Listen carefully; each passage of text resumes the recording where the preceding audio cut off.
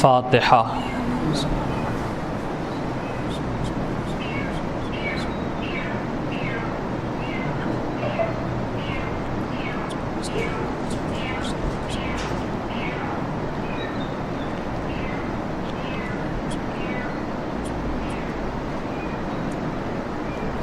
لی خمسۃ اطفی بہا حر الوباء الحاطمہ المصطفیٰ والمرتضیٰ وابناہما والفاطمہ۔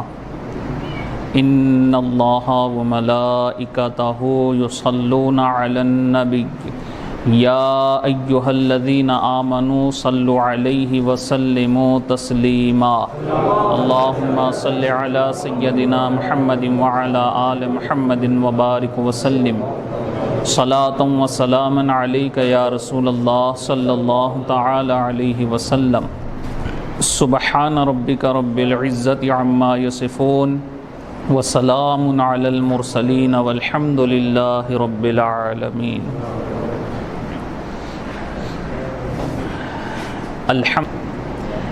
الحمد للہ رب العالمین والعاقبۃ للمتقین، والصلاة والسلام على من كان نبيا وآدم بين الماء والطين وعلى آله وأصحابه أجمعين، أما بعد۔ قال الله تبارك وتعالى في الكلام القديم: اعوذ باللہ من الشیطان الرجیم، بسم اللہ الرحمن الرحیم۔ یا ایہا الذین آمنوا استعینوا بالصبر والصلاۃ۔ صدق اللہ مولانا العلی العظیم، وصدق رسولہ النبی الامین الکریم، وَنَحْنُ عَلَى ذَلِكَ لَمِنَ الشَّاهِدِينَ وَالشَّاكِرِينَ وَالْحَمْدُ لِلَّهِ رَبِّ الْعَالَمِينَ۔ منبر رسول پر جلوہ افروز راج گرو نگر علاقے کے مساجد کے محترم معظم علماء کرام اور ذکر شہدائے کربلا اس جلسے کے ناظم جلسہ حافظ محبوب صاحب رضا اور ذکر شہدائے کربلا میں عقیدت و محبت کے ساتھ شامل ہونے والی عوام اہل سنت، آپ سبھی کو السلام علیکم ورحمۃ اللہ وبرکاتہ۔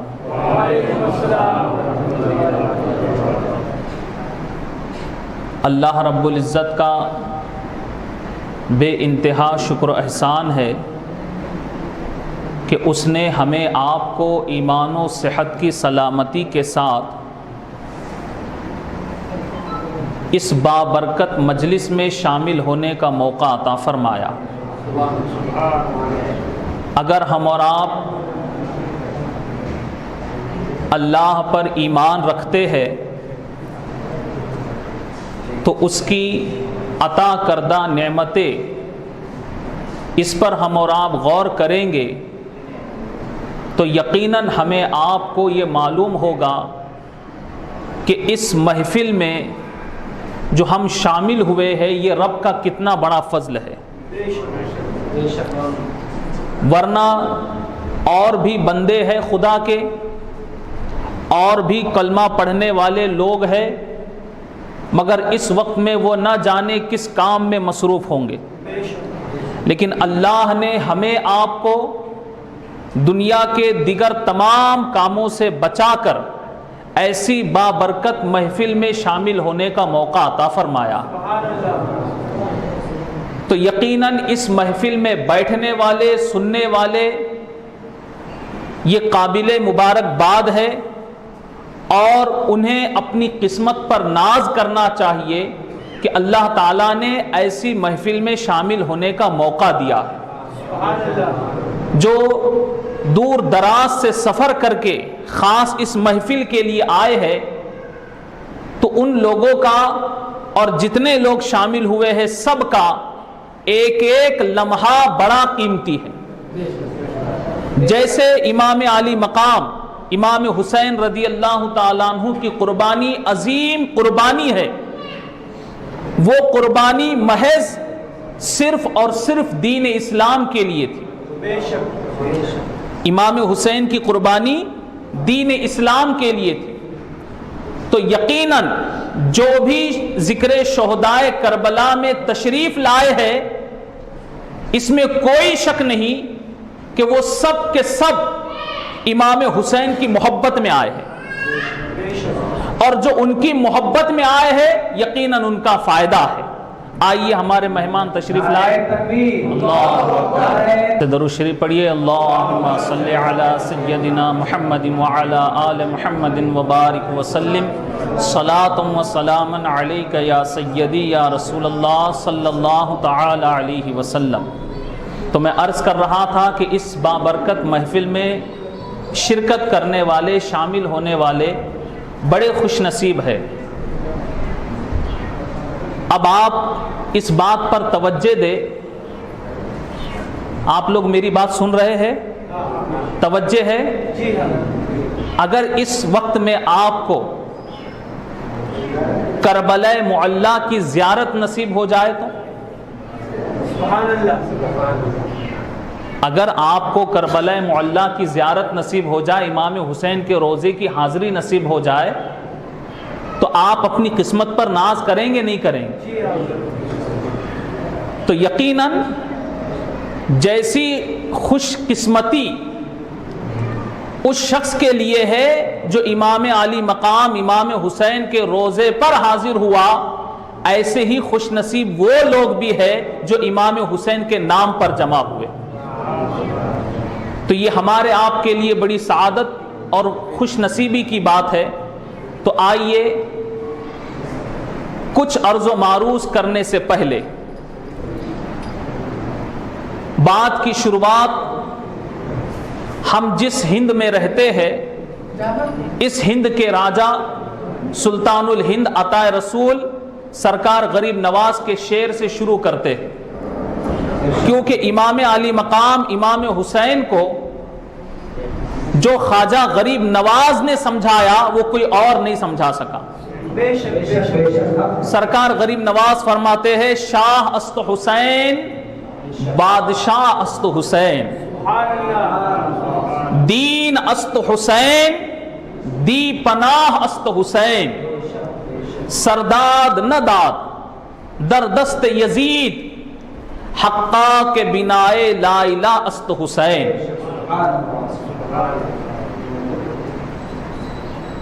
قرآن کریم کی جس انتہائی مشہور و معروف آیت کریمہ کی تلاوت کا شرف میں نے حاصل کیا ہے، علماء کرام موجود ہے، آپ حضرات اکثر اس آیت کریمہ پر گفتگو سنتے رہتے ہوں گے۔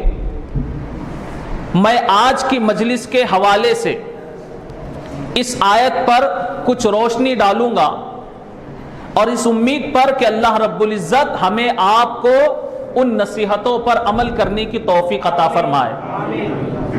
ارشاد خداوندی ہے، یا ایھا الذین آمنوا استعینوا بالصبر والصلاۃ۔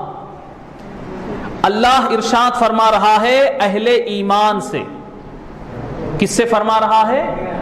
اہل ایمان سے، ایمان والوں سے اللہ فرماتا ہے، اے ایمان والو صبر اور نماز سے مدد طلب کرو۔ ایک آسان ترجمہ اسے آپ لوگ ذہن میں رکھیں، میری طرف توجہ دے، تاکہ جو بات میں آپ لوگوں کو سمجھانے کی کوشش کر رہا ہوں آپ لوگ آسانی سے سمجھیں۔ اللہ تبارک و تعالیٰ کیا فرماتا ہے؟ اے ایمان والو، اللہ کا حکم سارے ایمان والوں کے لیے، اے ایمان والو صبر اور نماز سے مدد طلب کرو۔ کون سی دو چیزیں ہیں بولیے؟ صبر اور نماز۔ آواز سب کی نہیں آ رہی، اس کا مطلب سب کا دھیان نہیں ہے۔ کون سی دو چیزیں ہیں جس سے اللہ نے مدد طلب کرنے کا حکم دیا؟ صبر اور نماز۔ اب ہم کو اپنے آپ کو بھی دیکھنا ہے، ہم بھی ایمان والے ہیں، ہے نا؟ کیا ہماری زندگی میں صبر اور نماز ہے؟ ایک طرف یہ بات، اور دوسری طرف ہمارے آپ کے سامنے امام حسین رضی اللہ تعالیٰ عنہ کی زندگی ہے، اور جب ہم امام حسین کی زندگی کو دیکھتے ہیں تو ایسا لگتا ہے کہ یا ایھا الذین آمنوا استعینوا بالصبر والصلاۃ کی چلتی پھرتی تفسیر کا نام حسین ہے۔ چلتی پھرتی تفسیر کا نام حسین ہے کہ امام علی مقام امام حسین نے اس آیت کا حق ادا کر دیا، اور صبر بھی ایسا صبر کیا کہ صبر کو حسین پر ناز ہے، اور نماز بھی ایسی نماز پڑھی کہ نماز کو بھی حسین پر ناز ہے۔ اب آپ امام حسین کی زندگی کو دیکھو، جب حضرت امام علی مقام امام حسین پیدا ہوئے، آپ کی پیدائش کے وقت ہی آپ کی شہادت کی خبر مل گئی۔ امام حسین جس وقت پیدا ہوئے اسی وقت ان کے شہادت کی بھی اطلاع ملی۔ سرکار دو عالم علیہ الصلاۃ والسلام امام حسین کو اپنی آغوش میں لیے ہوئے ہیں، اور اس وقت حضرت جبریل امین حاضر ہوتے ہیں اور حضور علیہ الصلاۃ والسلام کو یہ خبر دیتے ہیں کہ یا رسول اللہ صلی اللہ علیہ وسلم، آپ کے اس نواسے کو، آپ کے اس بیٹے کو آپ ہی کی امت کربلا میں 3 دن بھوکا پیاسا رکھ کر شہید کریں گے۔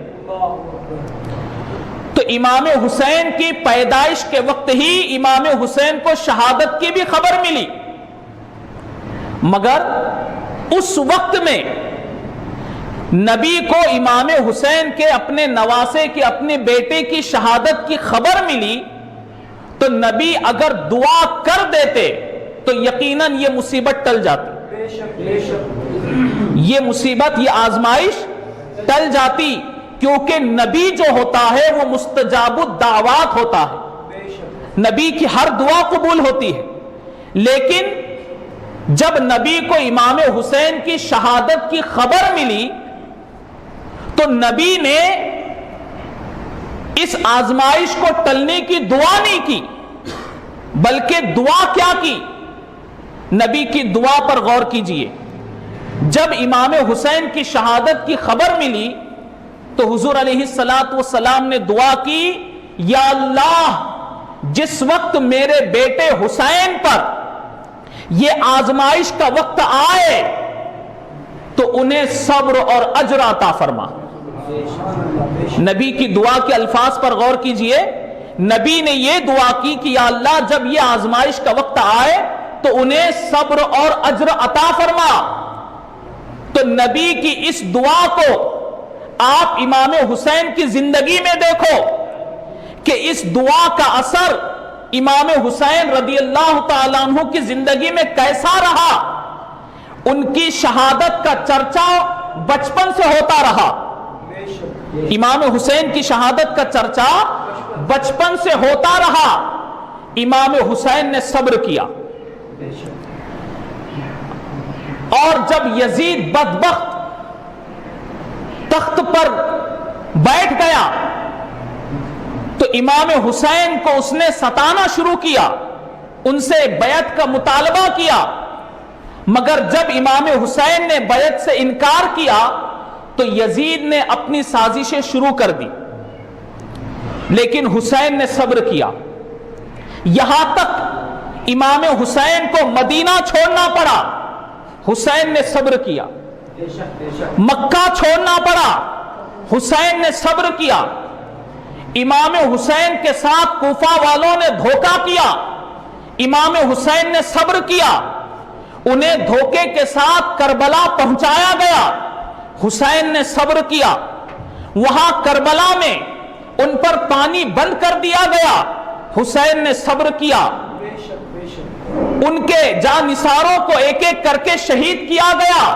امام حسین نے صبر کیا، گھر کے جوانوں کو ایک ایک کر کے شہید کیا گیا، حسین نے صبر کیا، یہاں تک کہ 6 مہینے کے شیر خوار بچے حضرت علی اصغر کے سوکے حلق پر تیر چلایا گیا، مگر حسین نے صبر کیا اور خود اپنی جان راہ خدا میں دی، وہاں پر بھی حسین نے صبر کیا، ایسا صبر کیا کہ صبر کو حسین پر ناز، اور یہ نبی کی دعا کا اثر تھا، یہ نبی کی دعا کا اثر تھا، آخر وقت تک امام علی مقام امام حسین نے صبر کا دامن نہیں چھوڑا۔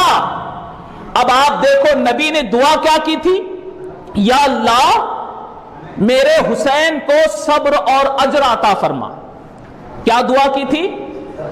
سن رہے ہیں نا آپ، صبر اور اجر عطا فرما۔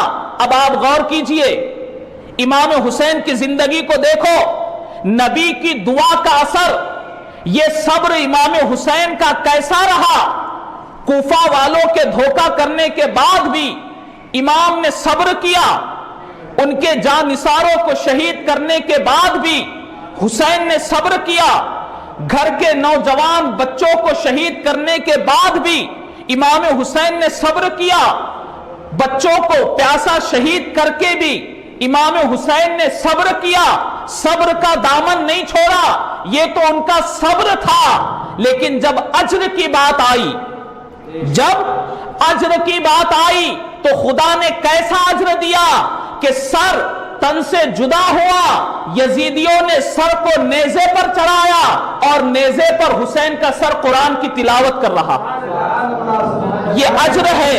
نعرہ تکبیر، نعرہ رسالت، نعرہ رسالت، ذکر شہدائے کربلا، مولانا عمران شفیع صاحب قبلہ، یہ اجر ہے کہ نیزے پر سر حسین ہے، قرآن کی تلاوت کر رہا ہے۔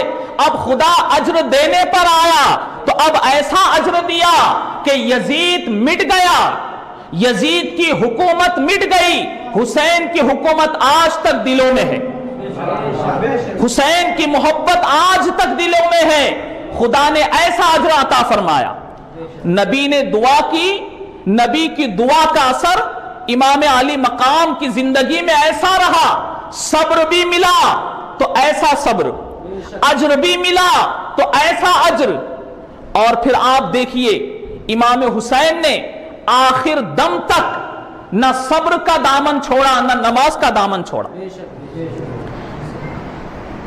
یا ایھا الذین آمنوا استعینوا بالصبر والصلاۃ کی چلتی پھرتی تفسیر کا نام حسین ہے۔ ظالموں کے اتنے ظلم کے باوجود حسین نے صبر کا دامن نہیں چھوڑا، اور جب آخر وقت میں نماز کا وقت آیا، جب نماز کا وقت آیا، دوستو کائنات نے دیکھا کہ امام حسین نے آخر وقت میں نماز کے وقت میں نماز نہیں چھوڑی۔ نماز کے وقت میں ذرا آپ غور کیجئے، یہ تو سب کو معلوم ہے کہ امام حسین کی شہادت نماز کی حالت میں ہوئی، بحالت سجدہ آپ کی شہادت ہوئی، معلوم ہے نا، مگر آپ ذرا غور کریں کہ امام حسین اس نازک وقت میں بھی نماز نہیں چھوڑ رہے، جبکہ ایسے وقت میں نماز کی رخصت ہو سکتی ہے، ایسے نازک وقت میں نماز کی رخصت ہو سکتی ہے، لیکن امام حسین کو وہاں جان بچانی نہیں تھی، وہاں دین بچانا تھا، وہاں اسلام بچانا تھا، اور امام علی مقام نے سب کچھ چھوڑ دیا، لیکن جب نماز کا وقت آیا نماز نہیں چھوڑی، بدن زخموں سے چور ہے، اور ایسی حالت میں ایک نواسا اپنے نانا کی آنکھ کو ٹھنڈک پہنچانے کھڑا ہوا۔ فرمان مصطفیٰ صلی اللہ علیہ وسلم ہے قرۃ عینی فی الصلاۃ، نماز میری آنکھوں کی ٹھنڈک ہے۔ امام حسین ایسے وقت میں نماز ادا کرنے کے لیے کھڑے ہوئے اور نماز ادا کر کے ساری دنیا کو یہ پیغام دیا، نہ مسجدوں میں نہ بیت اللہ کی دیواروں کے سائے میں، نہ مسجدوں میں نہ بیت اللہ کی دیواروں کے سائے میں نماز عشق ادا ہوتی ہے تلواروں کے سائے میں، نماز عشق ادا ہوتی ہے تلواروں کے سائے میں۔ ایسے نازک وقت میں بھی امام علی مقام نے نماز نہیں چھوڑی، نہ صبر کا دامن چھوڑا نہ نماز چھوڑی۔ اور پھر یہ بات واقعات کربلا ہم اور آپ بچپن سے سنتے آ رہے ہیں، مگر اس کربلا کی دھرتی سے جو پیغام اور جو میسج ہمیں آپ کو ملتا ہے، افسوس اس بات کا ہے کہ ہم واقعات شہادت امام حسین کے تذکرے تو کرتے ہیں، لیکن جو میسج اور جو پیغام لینا ہے اس سے بہت دور ہے۔ یہاں علماء کرام موجود ہے، ان کی موجودگی میں ایک بہت بڑی بات آپ لوگوں کو بتانے جا رہا ہوں۔ سنیں گے کہ سوئیں گے؟ ہاں، سننا ہے تو پھر ایسا بتاؤ کہ واقعی آپ سننے کے موڈ میں ہیں۔ مجھے لوگوں کی محبت پر تعجب بھی ہوتا ہے اور ان کے دعوے محبت جو کرتے ہیں اس جذبے کو سلام کرنے کو بھی دل کہتا ہے۔ اب ایک جو نازک بات بتانے جا رہا ہوں، لوگوں کے پاس جو جذبہ ہے نا، جذبہ محبت کا، وہ جذبہ دیکھ کر اس جذبے کو سلام کرنے دل کرتا ہے، لیکن محبت پر تعجب بھی ہوتا ہے۔ اب آپ سوچیں گے وہ کیسے؟ یہ جنگ تو اس دور میں ہوئی، 1400 سال گزر گئے۔ امام حسین کی جو جنگ ہوئی کربلا میں، 1400 سال اس جنگ میں ہوئی جب یہ میڈیا کا دور نہیں تھا، سوشل میڈیا کا دور نہیں تھا، انٹرنیٹ کا دور ذرا بولیے تو نہیں تھا۔ اگر یہ دور ہوتا، توجہ سے سنیے میری بات، یہ دور ہوتا، انٹرنیٹ کا دور، سوشل میڈیا کا دور، موبائل کا دور ہوتا، اور کربلا کی دھرتی سے اگر امام حسین کو اپنی فوج جمع کرنے کا موقع مل جاتا تو کیا امام حسین اپنی فوج تیار نہیں کر سکتے تھے؟ بولیے، آپ سب کا جواب چاہیے۔ اس وقت بھی اگر موقع مل جاتا، آج کی بات نہیں، اس وقت بھی موقع مل جاتا، وقت مل جاتا، امام حسین آواز دیتے تو اپنے غیر بھی ان کا ساتھ دینے کے لیے آ جاتے۔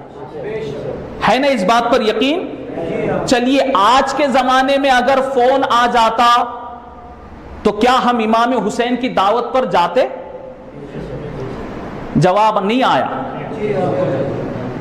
اس جذبے کو سلام کرنے کا دل چاہتا ہے، جو جذبہ ہے نا مسلمانوں میں کہ اگر امام حسین کا فون آ جاتا، ان کی طرف سے پیغام آ جاتا تو ہم ان کا ساتھ دینے کربلا میں چلے جاتے۔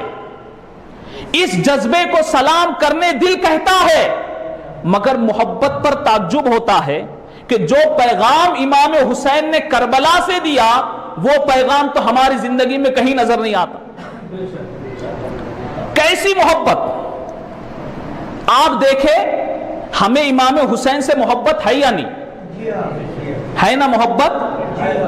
یہ تو ہر حسینی کہتا ہے کہ حسین سے محبت ہے، مگر اے حسین کے غلاموں، اے حسین کے عاشقوں، اے حسین کے چاہنے والوں، اے امام حسین کے ماننے والوں، اے امام حسین کی محبت کا دعویٰ کرنے والوں، ہوش کے کان سے سنو، تم حسین کی محبت کا دعویٰ کر رہے ہو، ذرا دیکھو حسین کو نماز سے کتنی محبت ہے، حسین کو نماز سے کتنی محبت ہے۔ ہم حسین کی محبت کا دعویٰ کریں اور حسین کو نماز سے کتنی محبت ہے، اس پر ہمارا دھیان نہیں۔ یہ بات قابل توجہ ہے، ہم محبت کا دعویٰ کر رہے ہیں، ہمارے پاس محبت کے جذبات ہیں، مگر محبت ہمیں وفاداری سکھاتی ہے۔ کیا سکھاتی ہے؟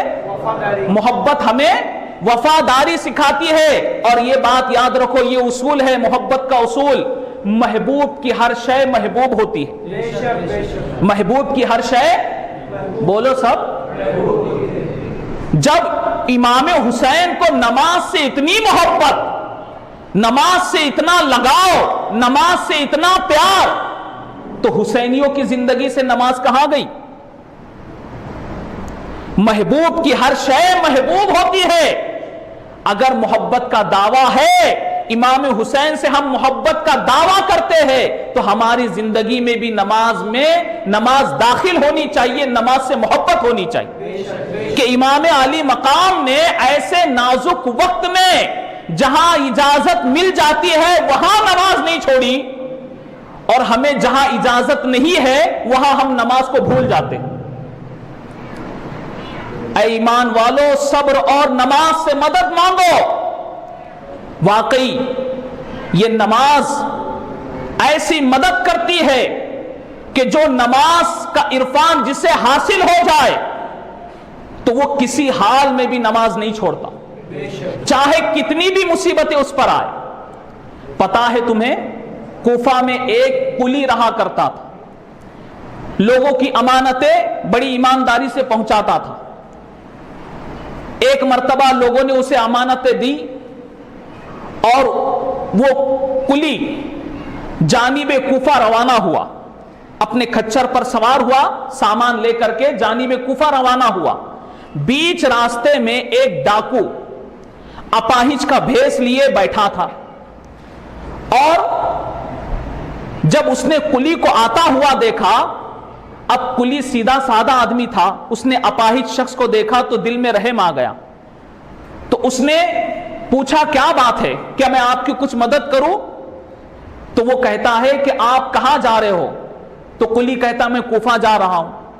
کہا مجھے بھی راستے میں چھوڑ دو، جہاں تم جا رہے ہو وہی راستے میں میری بھی منزل ہے، لہٰذا میں تمہارے ساتھ تمہاری سواری پر سوار ہو جاتا ہوں۔ قلی نے اس ڈاکو کو جو اپاہج کا بھیس لیے ہوا تھا، حقیقت میں اپاہج نہیں تھا، اسے اپنی سواری پر بٹھا دیا۔ اب قلی عام سڑک سے عام راستے سے چلنے لگا، تو پیچھے جو بیٹھا تھا اس نے کہا کہ یہ راستہ بہت لمبا ہے، میں تمہیں شارٹ راستہ بتاتا ہوں، اس راستے سے تمہارے کھچر کے لیے گھاس بھی ملے گی۔ وہ سیدھا سادہ قلی پھر اس کی بات میں پھنس گیا اور اس کے بتائے ہوئے راستے پر چل پڑا۔ کچھ دور جانے کے بعد کیا دیکھتا ہے کہ آگے جنگل بیابان ہے، کوئی راستہ نہیں، راستہ بند ہے، اور کچھ لوگوں کی لاشیں پڑی ہوئی ہیں۔ وہ قلی دیکھ کر حیران تھا۔ اتنے میں وہ جو ڈاکو اپاہج کا بھیس لیے ہوئے تھا، کھچر سے اس نے چھلانگ لگائی، سامنے آ کر کھڑا ہوا، چھرا نکالا اور قلی سے کہتا ہے کہ اب میں تیرا مال بھی لے لوں گا اور تجھے ختم کروں گا۔ قلی نے کہا کہ تو چاہے میرا سارا مال لے لے مگر مجھے چھوڑ دے۔ تو وہ شخص ڈاکو کہتا ہے کہ میں ہرگز تجھے نہیں چھوڑوں گا اور تجھے بھی ماروں گا، تیرا مال بھی لے لوں گا۔ جب قلی نے دیکھا کہ اب بچنے کا کوئی راستہ نہیں، اب نازک وقت ہے، اب وہ ڈاکو سے کہتا ہے کہ اب تو مجھے مارنا ہی چاہتا ہے تو میری آخری تمنا، آخری خواہش یہ پوری کر دے کہ مجھے 2 رکعت نماز پڑھنے دے۔ ذرا سمجھو نماز سے محبت کیا ہے۔ نازک وقت میں نماز کا خیال، 2 رکعت نماز پڑھنے دے۔ اس نے کہا ٹھیک ہے پڑھ لو، لیکن یہ بھی سنو کہ یہ جو لاشیں تمہیں نظر آ رہی ہے، انہوں نے بھی آخر وقت میں نماز پڑھی، یہ نماز ان کے کام نہیں آئی، تیری تمنا ہے پڑھ لے۔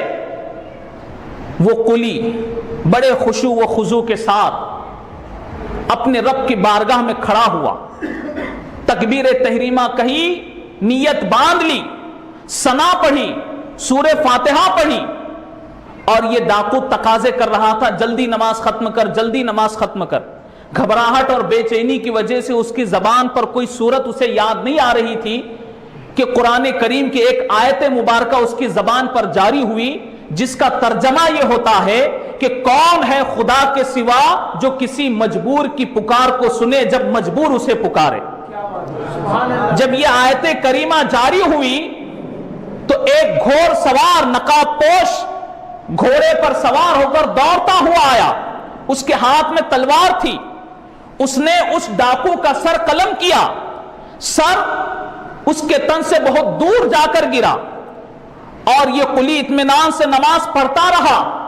جب اس نے نماز کا سلام پھیرا تو کیا دیکھتا ہے کہ اس ڈاکو کا سر تن سے جدا ہو کر گرا ہے، آسمان سے آگ کا گولا برسا اور اس کا جسم جل کے خاک ہو چکا۔ جب اس گھوڑ سوار کو اس نے دیکھا، نقاب پوش تھا، پوچھا کہ ایسے بیابان میں تنہائی میں تم نے آ کر میری مدد کی، تم ہو کون؟